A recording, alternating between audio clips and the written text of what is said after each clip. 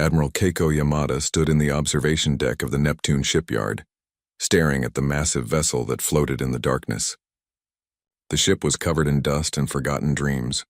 Nobody had visited this section of the yard in 20 years. The UESN Prometheus hung there like a sleeping giant, its hull painted in colors that no modern ship used anymore. "This is what they want us to fight with?" Captain Rodriguez asked behind her. His voice carried the weight of a man who knew they were all going to die soon. Keiko nodded slowly. She remembered when they built this ship. She had been a young lieutenant then, fresh out of the academy. That was during the paranoid era, when humanity reached for the stars and found nothing but silence. The silence scared them more than any alien invasion could have. So they built ships like the Prometheus, ships designed to fight enemies they had never met, ships built with the assumption that anything out there would want them dead. Then first contact happened. The aliens were peaceful. They had rules. They had councils and laws and treaties. Humanity felt embarrassed about ships like the Prometheus.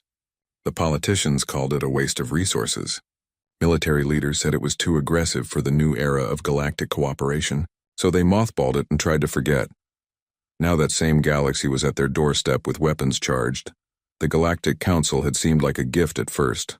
Humanity applied for membership 50 years ago, eager to join the community of spacefaring species. The Council smiled and said they needed time to evaluate humanity's application. 50 years of evaluation, 50 years of being kept at arm's length while other species traded and prospered. Then the Imperial sovereignty noticed. Earth, they were an empire that controlled 40% of known space through military might. Emperor Vaskthar sent his message 3 months ago. The terms were simple. Submit to their rule or be destroyed. Humanity had 30 days to surrender. Earth's modern fleet was a joke compared to the sovereignty's grand fleet. Humanity had built exploration vessels and light defense cruisers, ships meant to patrol trade routes and show the flag at diplomatic events. The sovereignty had 847 capital ships designed for one purpose: overwhelming force. The politicians panicked. They called emergency sessions. They begged the Galactic Council to intervene. The Council expressed their concerns and did nothing else. Some species sent thoughts and prayers. Nobody sent weapons or ships. In desperation, someone remembered the Prometheus. They found Keiko, now an admiral but still the most experienced officer who had served on prototype warships. They gave her an impossible mission. Take this relic, crew it with whoever she could find, and somehow stop an empire. The crew is assembling now, Rodriguez said, checking his tablet. It's an interesting mix. Keiko raised an eyebrow. Interesting how? Half are veterans from the paranoid era, people who remember how to fight dirty.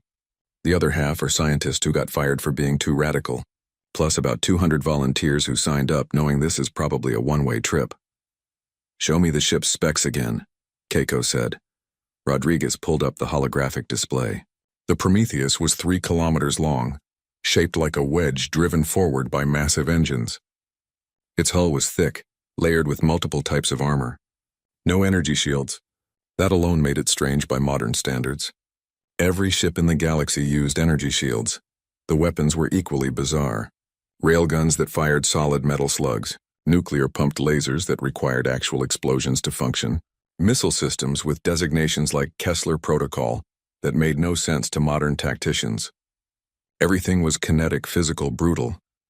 They're going to laugh at us, Rodriguez said quietly. Let them laugh, Keiko replied.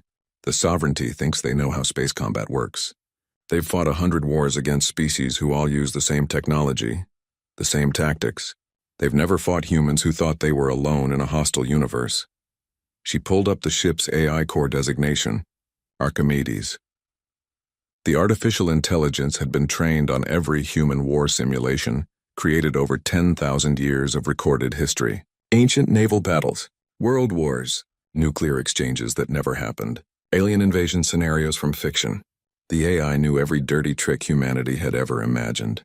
The door to the observation deck opened. A woman in a worn lab coat entered, her gray hair tied back in a practical bun. Admiral Yamada? The woman asked. I'm Dr. Sarah Chen. I helped design the Prometheus's weapon systems. They told me you reactivated her. Dr. Chen, Keiko said, recognizing the name. They forced you to retire 15 years ago. They said my ideas were too violent for the new era of cooperation. Chen smiled without humor. Turns out violence doesn't care about eras. The sovereignty is bringing their grand fleet. What do you need from me? I need you to remember why you built this ship to be so mean. Chen walked to the window and looked at the Prometheus with something like love in her eyes. We built her assuming we'd meet something that wanted us extinct. We assumed they'd be stronger, faster, more advanced, so we didn't try to match them. We tried to break them in ways they wouldn't expect. Every system on that ship is designed to punish conventional tactics. Will it be enough? Rodriguez asked. Against 800 ships? Chen laughed. It should be suicide. But I've spent 15 years watching how the sovereignty fights. They're predictable. They follow doctrine. They trust their shields and their formations.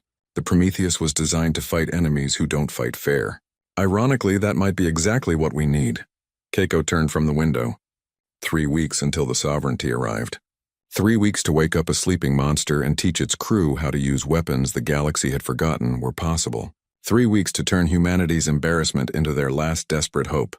Get the crew aboard, she ordered. We have work to do. The bridge of the Prometheus smelled like oil and ozone.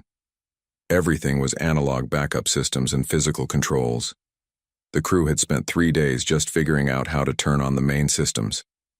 Modern ships used holographic interfaces and neural links. The Prometheus had buttons, switches, and manual overrides for everything. Why doesn't this ship have shields? Lieutenant Park asked for the 3rd time.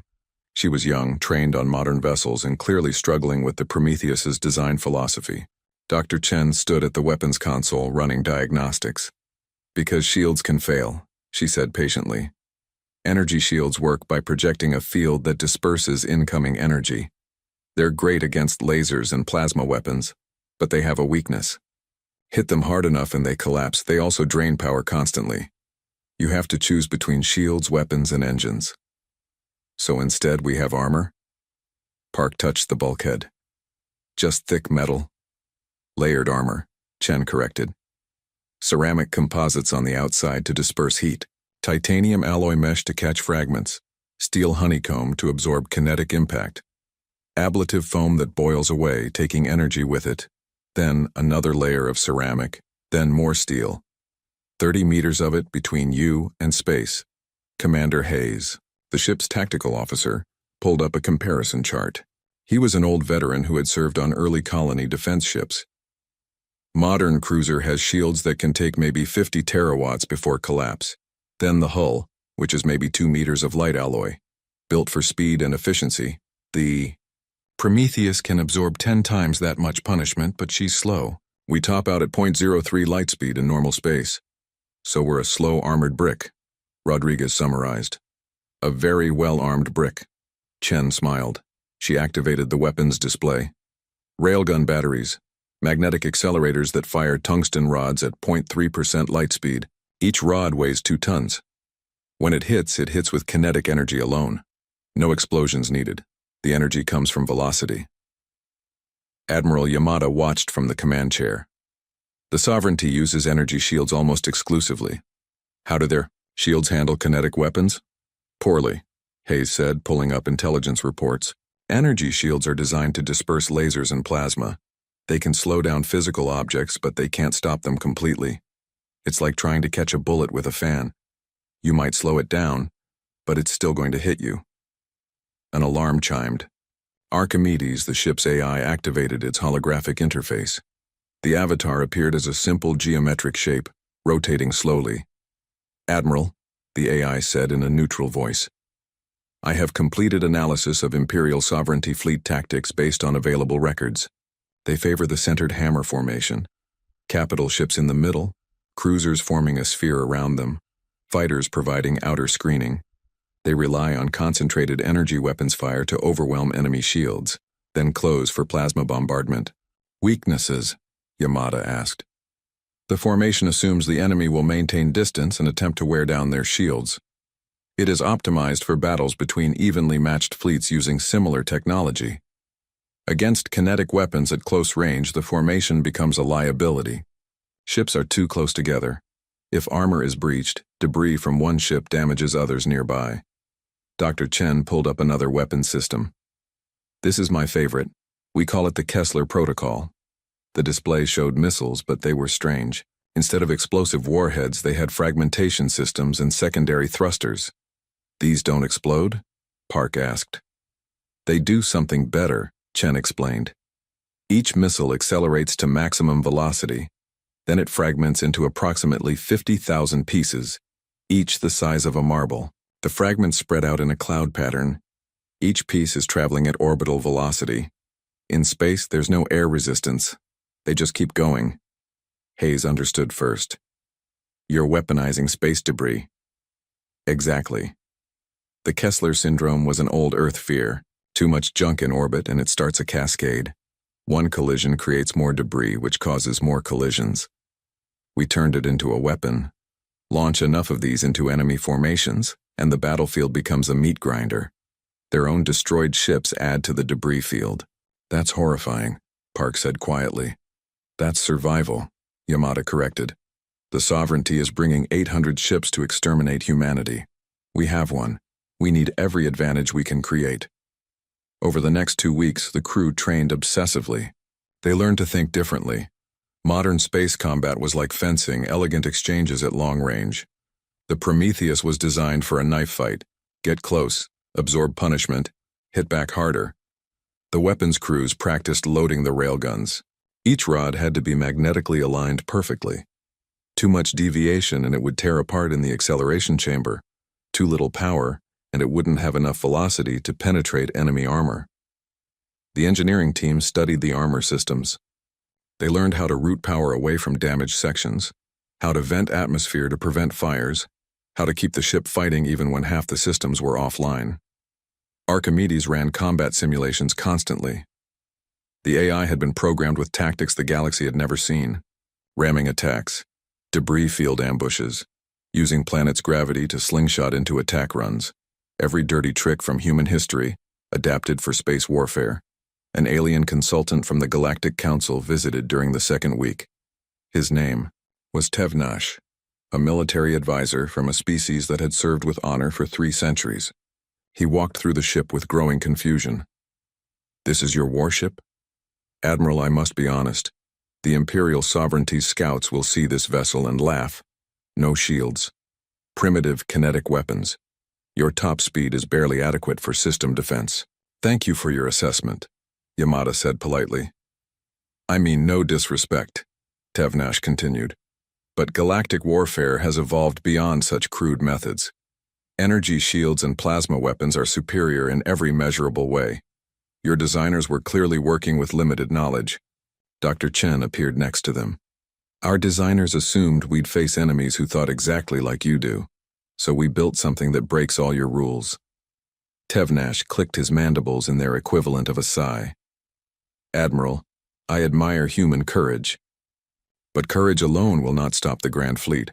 Perhaps Earth should reconsider the Emperor's offer of vassalage. It would allow your species to survive. After he left, Rodriguez approached Yamada. He's not wrong about the numbers, Admiral. No, Yamada agreed. But he's wrong about everything else. The Sovereignty has won so many battles that they've forgotten what it's like to fight an enemy who doesn't follow their rules. The Prometheus was built by people who were terrified of the unknown. That fear made them creative. She looked around the bridge at her crew, veterans and misfits, scientists who thought too violently, volunteers who had nothing left to lose. None of them believed they would survive, but all of them believed they could hurt the enemy badly enough to matter. 3 more days until they arrive, Yamada announced. Archimedes, load combat package Omega. We're going to show the galaxy what human desperation looks like.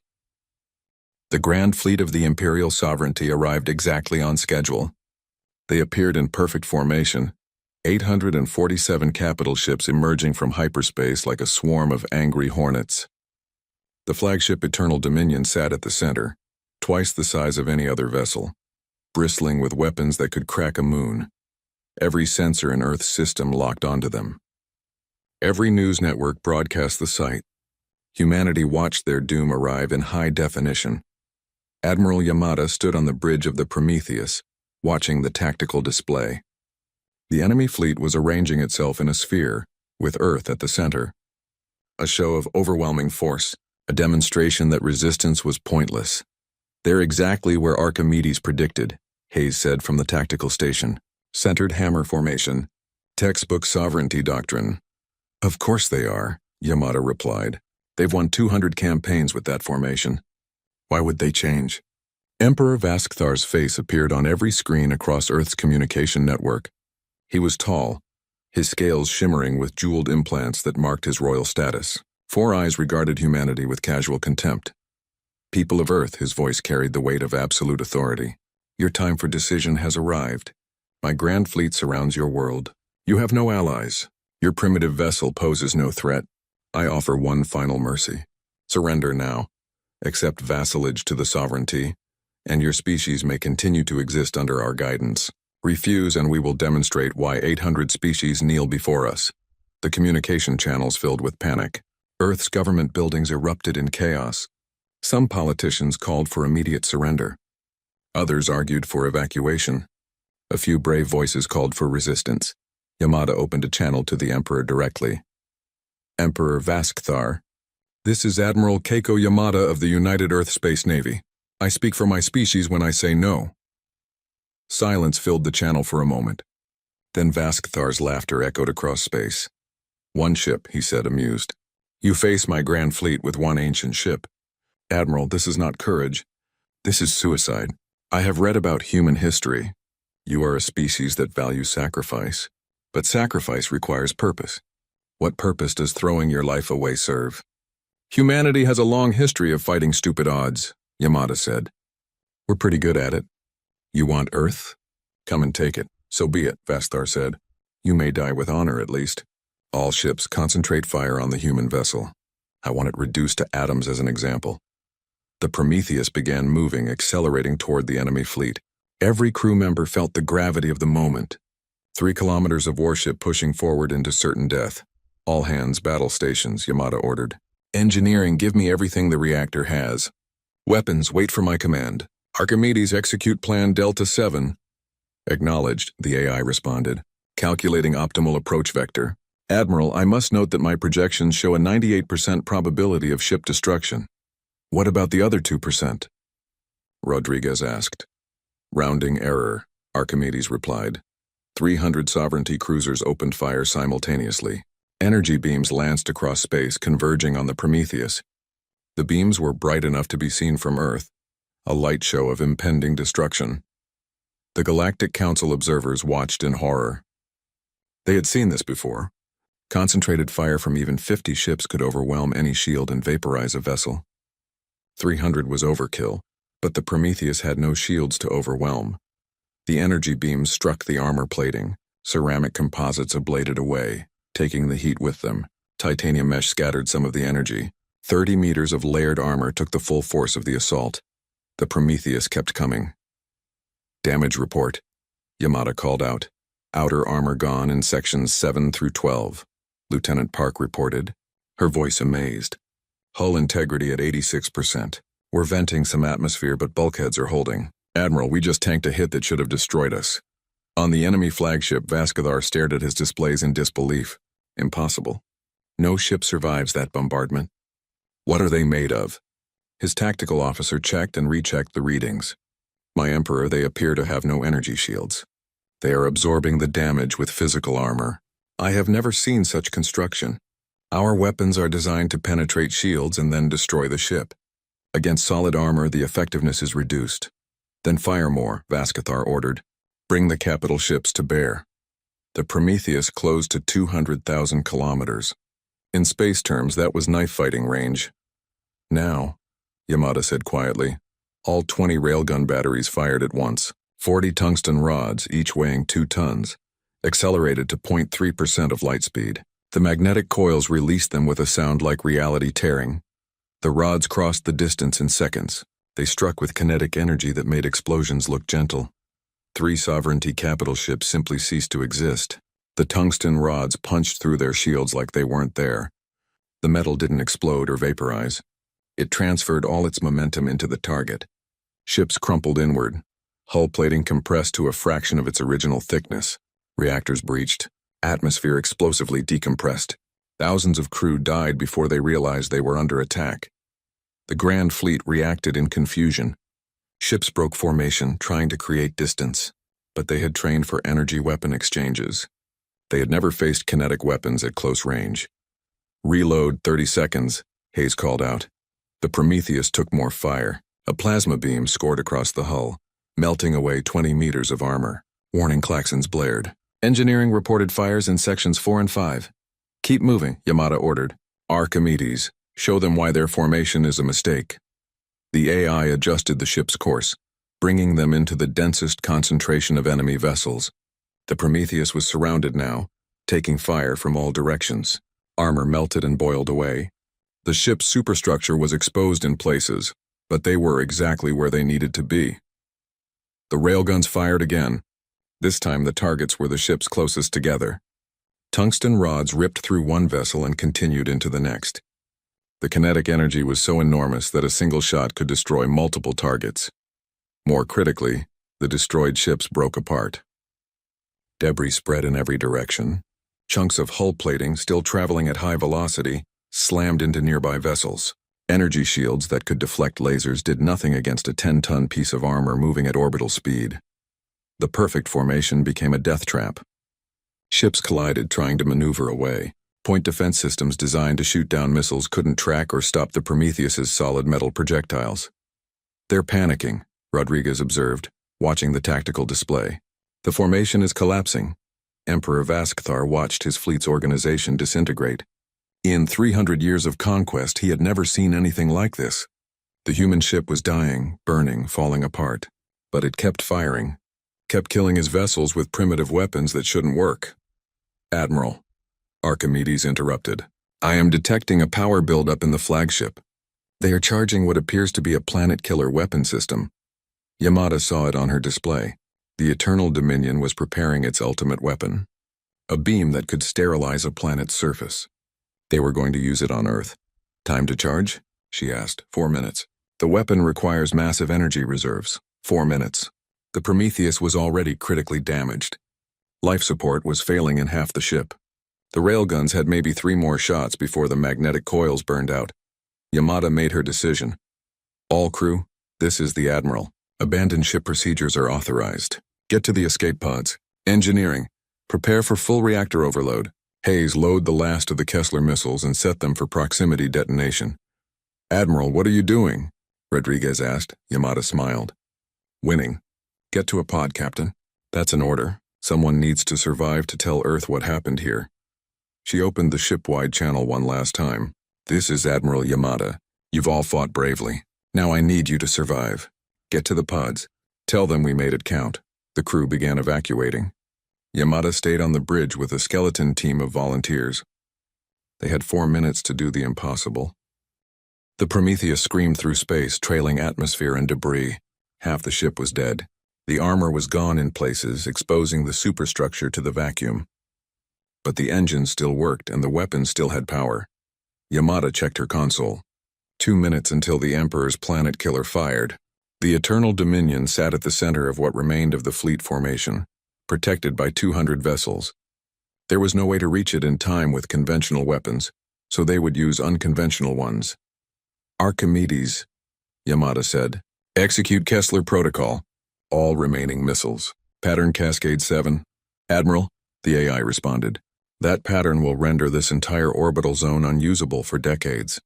Any ship caught in the debris field will be destroyed, including the Prometheus and all escape pods still in the area."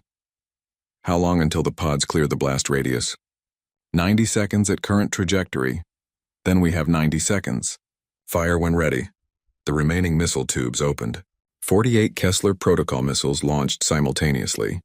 They spread out in a precise pattern calculated by Archimedes, accelerating to maximum velocity. Emperor Vascathar watched the launch with confusion. "They fire missiles now?" "Point defense. Eliminate those targets." His fleet's defensive systems tracked the incoming missiles. Laser turrets locked on and fired. The missiles were easy targets, flying straight and true. 17 were destroyed in the first salvo, but the destroyed missiles still had velocity. And their programming had one final instruction: the missiles fragmented. Each one broke apart into 50,000 pieces, each piece the size of a marble. each traveling at thousands of meters per second. The fragments spread out in an expanding cloud of death. The point defense systems tried to track the fragments. It was impossible. There were too many spread across too much space. The lasers destroyed hundreds, thousands of fragments. It didn't matter.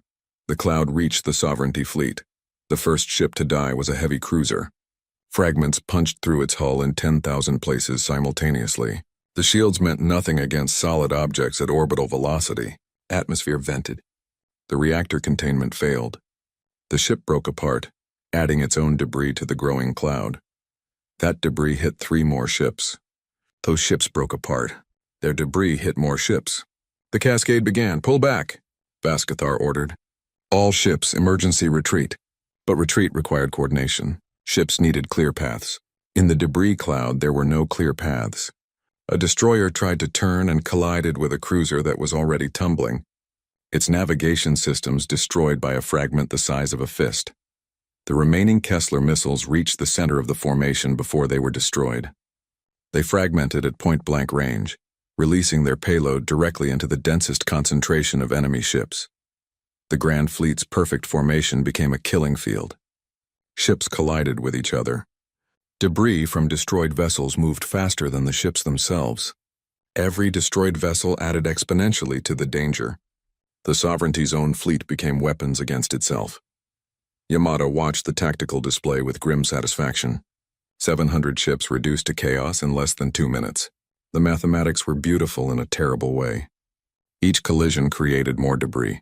More debris caused more collisions. The cascade fed itself. Planet killer weapon at 80% charge, Archimedes reported. The flagship is attempting to maneuver clear of the debris field. The Eternal Dominion was moving, its massive engines pushing it toward clearer space. The ship was enormous, built to withstand anything. Its armor was legendary, but it was also slow. How long until the escape pods clear the field? Yamada asked. They have cleared. All surviving crew are at safe distance. Good. Yamada pulled up the engine controls. Engineering, I need everything the reactor can give. One final push. The response came from Lieutenant Quan, the last engineer still at his post. Admiral, if we push the reactor any harder, it will breach. We're talking complete meltdown. Perfect, Yamada said. Do it. She felt the ship surge forward. The Prometheus, dying and burning, accelerated toward the flagship. The debris cloud parted around them. Fragments that would have destroyed a lesser ship simply added to the craters already covering the hull. Admiral, what are you doing? Baskathar's voice came over the channel. Stand down. We can negotiate. Negotiate? Yamada laughed. You came to exterminate my species. You thought we would roll over because you had more ships. Did you ever stop to think that maybe, just maybe, we survived this long because we're really good at killing things that try to kill us? The Prometheus closed to 50 kilometers. The flagship's point defense opened fire. But the human ship was so covered in debris and damage that targeting systems couldn't find critical systems. They were shooting at a corpse that refused to stop moving. Yamada activated the final weapon system. The antimatter torpedoes. Each one carried a warhead that would make nuclear weapons look like firecrackers. But they were too valuable to trust to automated systems, too important to risk being shot down. I need volunteers, she said over the ship's channel. The torpedoes require manual guidance. It's a one-way trip, 6 voices responded immediately. Fighter pilots who had no fighters left. People who had already said their goodbyes. Get to the launch tubes, Yamada ordered. You'll know when to fire. The Prometheus struck the Eternal Dominion at ramming speed. 3 kilometers of dying warships slammed into the flagship's flank. The impact was catastrophic. Both ships' armor buckled. The Prometheus's spine broke, the ship folding in on itself. The flagship's hull crumpled inward, bulkheads collapsing. In that moment of chaos, 6 torpedoes launched. Each one piloted by a volunteer, who steered it manually through the flagship's point defense.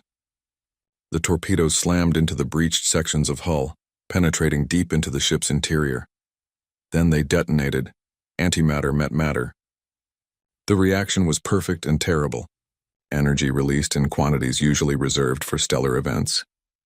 The Eternal Dominion's reactor added its own destruction to the blast. The flagship, the pride of the Sovereignty, the ship that had led 800 conquests, simply ceased to exist. A brief new sun appeared in Earth's orbit, then faded. The shockwave spread through the debris field, adding even more chaos. Another 100 ships, already damaged and struggling, were destroyed or disabled by the blast. Yamada felt the Prometheus coming apart around her. The bridge was losing pressure. Alarms were screaming. The ship's reactor was in meltdown, just seconds away from breaching. "Archimedes," she said, her voice calm.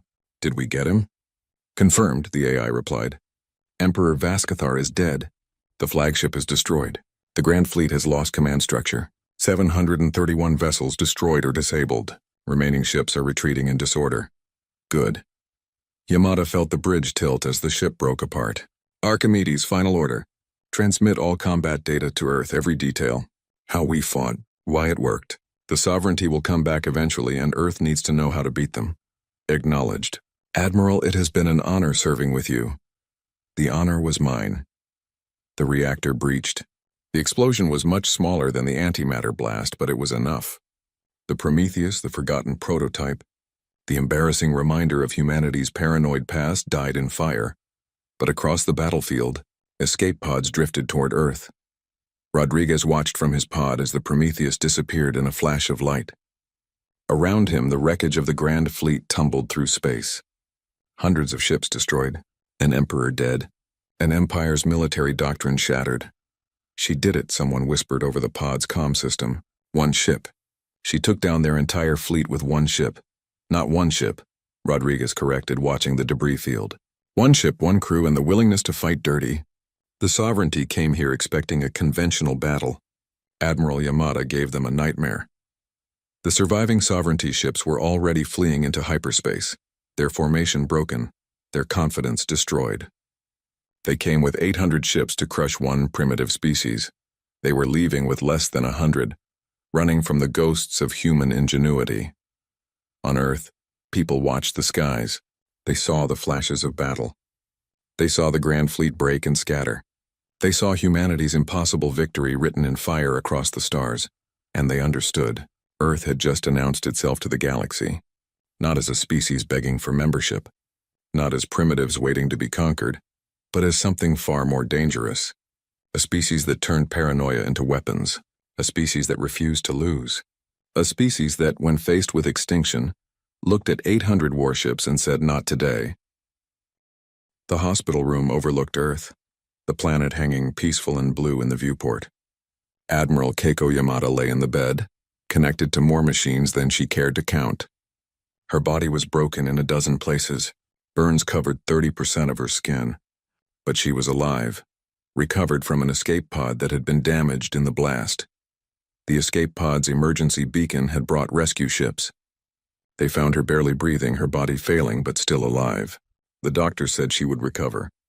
It would take time, but she would walk again. Fight again, if necessary. Though Yamada hoped it wouldn't be necessary. The door opened. Captain Rodriguez entered, now wearing the stars of a rear admiral on his uniform. Behind him came representatives from the Galactic Council. Tevnash, the military advisor who had dismissed the Prometheus as primitive, led the delegation. "Admiral Yamada," Tevnash said, his mandibles clicking in what might have been respect or nervousness. "The Council has asked me to speak with you. We have many questions about what happened." "I'm sure you do," Yamada said, her voice still rough from smoke inhalation. "Your doctrine didn't account for someone who fights dirty." "We counted the wreckage," Tevnash said quietly. 731 Imperial sovereignty vessels destroyed or disabled. Emperor Vaskathar confirmed dead. The sovereignty's military high command is in chaos. Their surviving ships fled back to their territory. Several vassal species have already declared independence, sensing weakness. You didn't just win a battle, Admiral. You may have broken an empire. Good, Yamada said simply. Another council member stepped forward. This one was from a species that resembled crystalline structures, communicating through light patterns. Their translator rendered it as words. We do not understand. The Prometheus was inferior in every measurable way. Slower, less efficient. Primitive weapons. How did you achieve this victory? Yamada struggled to sit up. Rodriguez helped her, adjusting the bed's angle. She looked at the council representatives. These species who had been traveling the stars for millennia while humanity was still learning to make fire. You want to know how we won? Yamada asked. I'll tell you. You built your navies to fight civilizations like yourselves. Species that follow the same rules, use the same technology, fight the same way. You fought each other for so long that warfare became predictable, ritualized. You have formations and doctrines and proper ways to conduct battle. She pointed at the viewport, at the debris field still visible in orbit. We didn't know any of that. When we built the Prometheus, we thought we were alone in a hostile universe. We imagined enemies we couldn't understand. Threats that wouldn't play by rules we hadn't invented yet. So we built a ship designed to fight the unknown with the only advantages we had: creativity, desperation, and the willingness to break every rule if it meant survival. But your weapons, Tevnash insisted. Kinetic projectiles. Physical armor. These are inefficient. Our energy shields and plasma weapons are mathematically superior. Superior for fighting each other, Yamada corrected. Your shields are perfect for dispersing energy weapons. Useless against a 2-ton tungsten rod traveling at 0.3% light speed. Your formations are optimal for coordinated energy weapon exchanges. Fatal when the battlefield fills with debris. You've optimized your warfare for fighting yourselves. We optimized ours for fighting anything. Dr. Chen entered the room carrying a data pad. She nodded to the council representatives. I've been analyzing the battle recordings. The Sovereignty made 3 critical errors. First, they assumed our lack of shields meant we were vulnerable. They didn't consider that armor could be more effective against their weapons. Second, they maintained tight formation, which is doctrine for energy weapon exchanges. When the debris started flying, they couldn't maneuver. Third, they never imagined we would weaponize the battlefield itself. The Kessler Protocol, a council member said, their voice carrying horror. You turned orbital space into a weapon. The debris field will take decades to clear. That section of Earth's orbit is unusable now. But Earth is still here, Yamada said. Still free. That was the point.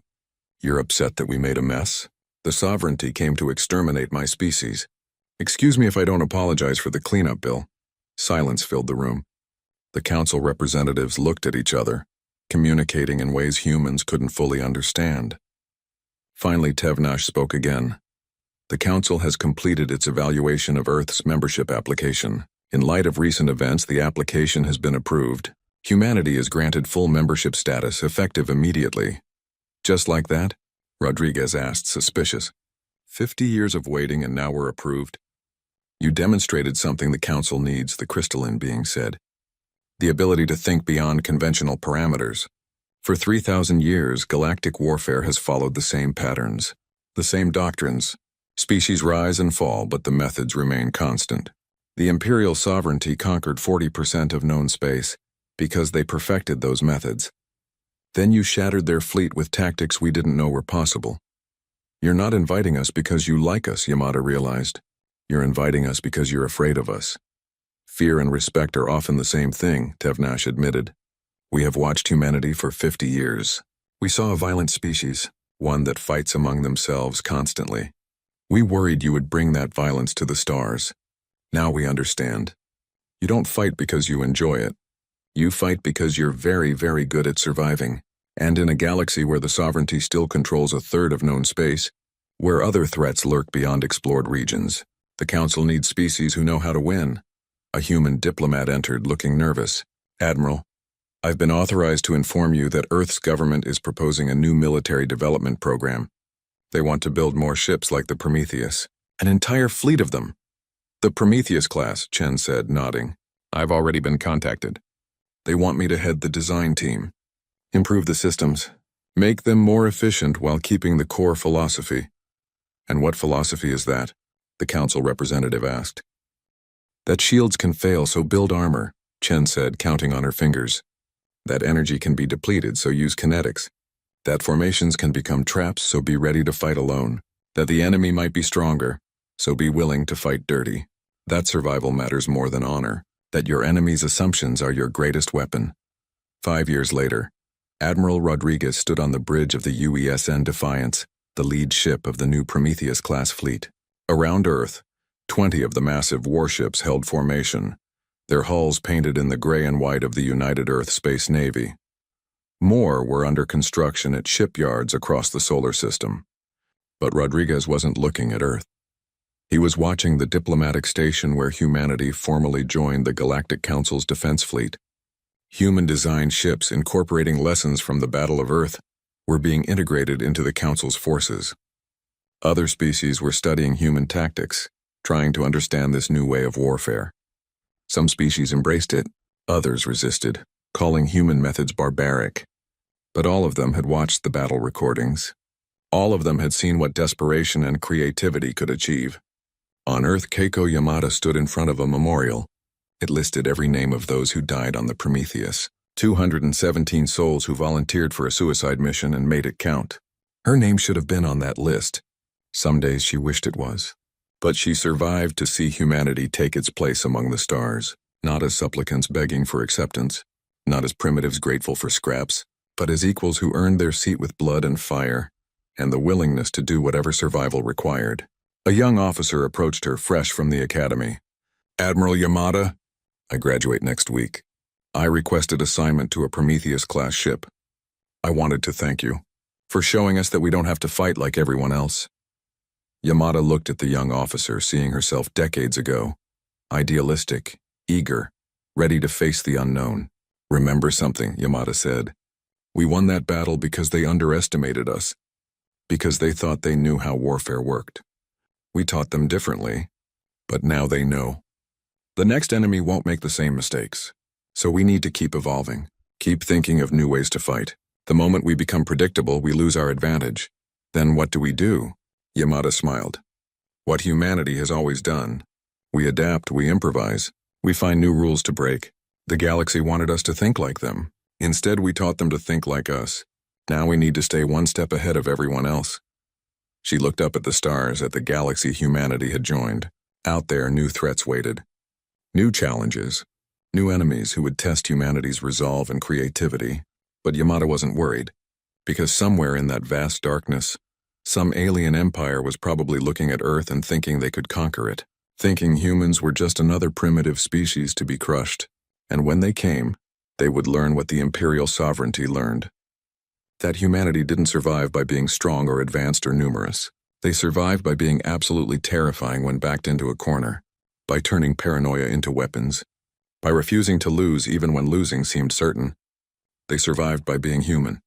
And that was the message Earth sent to the galaxy, written in the wreckage of 800 ships, carved into the debris field that would orbit Earth for decades as a warning, spoken in the terrified reports of the sovereignty's survivors. Humanity had arrived, and the galaxy would never be the same.